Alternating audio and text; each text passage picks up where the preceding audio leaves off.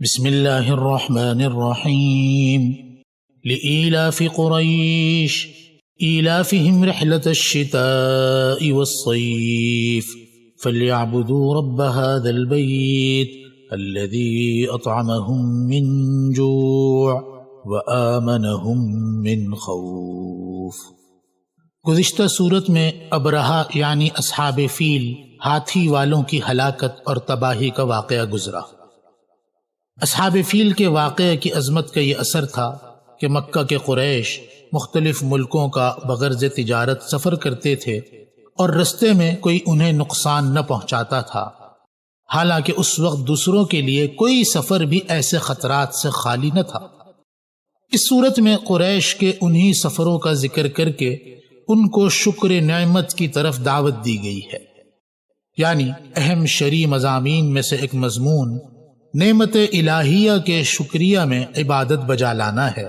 اور اس صورت میں اسی کا بیان ہے۔ لإیلاف قریش ایلافہم رحلۃ الشتاء والصیف، چونکہ قریش خوگر یعنی عادی ہو گئے ہیں، یعنی جاڑے اور گرمی کے سفر کے خوگر یعنی عادی ہو گئے ہیں۔ فلیعبدوا رب ھذا البیت،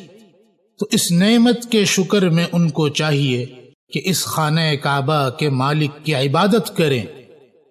الذی اطعمہم من جوع، جس نے ان کو بھوک میں کھانے کو دیا، وآمنہم من خوف، اور خوف سے ان کو امن دیا۔ حاصل یہ کہ مکہ مکرمہ میں غلہ وغیرہ تو پیدا نہیں ہوتا تھا، اس لیے قریش کی عادت تھی کہ سال بھر میں تجارت کے لیے 2 سفر کرتے، سردیوں میں یمن کی طرف کیونکہ وہ گرم ملک ہے، اور گرمیوں میں شام کی طرف کیونکہ وہ ٹھنڈا علاقہ ہے۔ لوگ قریش کو اہل حرم اور بیت اللہ کا خادم سمجھ کر ان کا احترام کرتے، اور ان کے مال اور جان میں کوئی مزاحمت نہ کرتا، اور قریش کو خاطر خواہ نفع ہوتا کہ گھر بیٹھ کر خود بھی کھاتے اور دوسروں کو بھی کھلاتے، اور اسی تجارت کی بنا پر وہ مالدار اور اغنیا تھے۔ اس لیے اللہ تعالیٰ نے ان کے دشمن یعنی اصحاب فیل کو عبرتناک سزا دے کر قریش کی عظمت لوگوں کے دلوں میں بڑھا دی۔ یہ جہاں کہیں جاتے لوگ ان کی تعظیم و تکریم کرتے۔ فَلْيَعْبُدُوا رَبَّ هَذَا الْبَيْتِ، پہلی 2 آیتوں میں انعامات کا ذکر کرنے کے بعد ان کا شکر ادا کرنے کے لیے قریش کو خصوصی خطاب کے ساتھ یہ ہدایت فرمائی کہ اس گھر کے مالک کی عبادت کیا کرو۔ اس جگہ اللہ تعالی کی صفات میں سے رب البیت ہونے کی صفت کو خصوصیت کے ساتھ اس لیے ذکر فرمایا کیونکہ یہی بیت اللہ یعنی خانہ کعبہ ان کے تمام فضائل اور برکات کا سرچشمہ تھا، اور اسی کی وجہ سے قریش کا ہر جگہ احترام کیا جاتا تھا۔ الذی اطعمہم من جوع وآمنہم من خوف،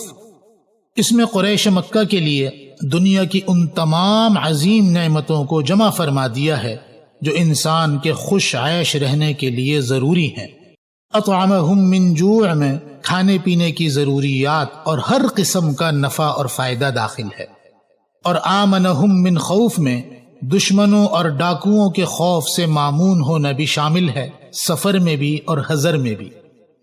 اس صورت سے معلوم ہوا کہ جس طرح قریش کو بیت اللہ یعنی خانہ کعبہ کے سبب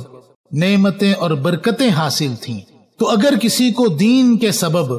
مال اور جاہ نصیب ہو تو اس کا حق یہ ہے کہ فخر اور غرور کے بجائے اللہ تعالی کا شکر،